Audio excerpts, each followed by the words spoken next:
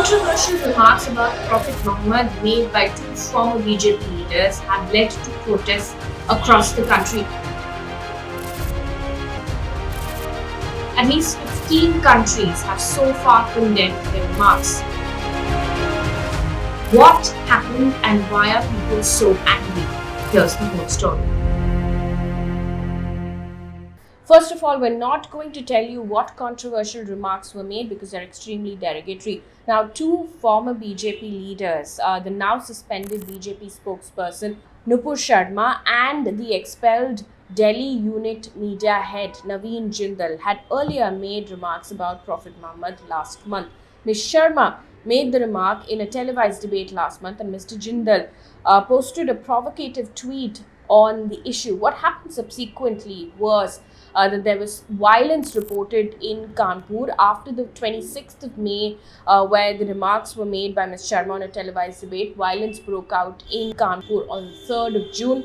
But what really made the government of India to respond was the global outrage that took place soon after. At least 15 countries, including Iraq, Iran, Kuwait, Qatar, Saudi Arabia, Oman, Malaysia, the UAE, Jordan, Afghanistan, Pakistan, Bahrain, Maldives, Libya, Turkey and Indonesia lodged official protests against India over the controversial remarks. There were also bodies like the Organization of Islamic Cooperation, which issued a really strong statement condemning the remarks and urged the United Nations to take necessary measures to ensure that the rights of minorities are protected in India.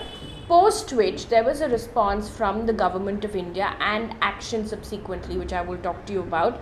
But first, the statement that the government of India really put out. The statement that came in from the Organization of Islamic Cooperation statement, which India outright rejected and said that it was unwarranted and narrow-minded comments. But the government also went on to say, and I'm quoting the government right now, they said, "The offensive tweets and comments denigrating a religious personality were made by certain individuals.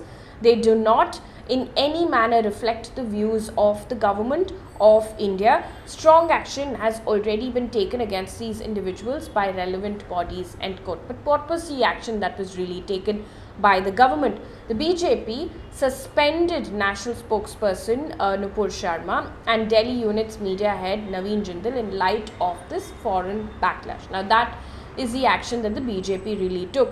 The Indian embassies in certain countries went as far as to say, and I'm quoting them, "These are the views of fringe elements," end quote. The Delhi police has now finally registered two FIRs, one against former BJP spokesperson Nupur Sharma and the other against 31 people, including AIMIM chief Asaduddin Owaisi and controversial priest Yati Narsinganand, for allegedly spreading hate and hurting religious sentiments.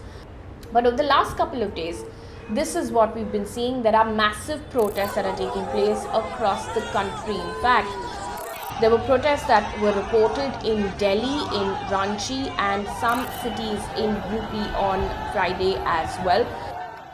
Hundreds of protesters took to the streets and shops closed in parts of Uttar Pradesh's Saharanpur, Moradabad and Prayagraj and a few other cities. Now in others like Lucknow, Kanpur and Firozabad, the police tightened security.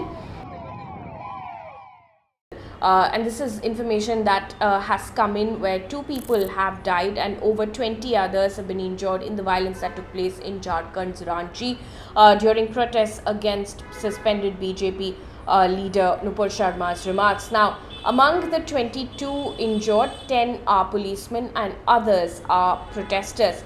Demonstrations were also taken out in Kolkata's Park Circus area, neighbouring Howrah, and near the Charminar in Hyderabad, Ludhiana, Ahmedabad, Navi Mumbai. There were protests reported also in Srinagar, where a large number of people gathered, marched and raised slogans. Now here's what's at stake with the global outrage. Why does it matter so much to India? Why the statements of different countries that they have really put out condemning the remarks are so significant, especially the UAE.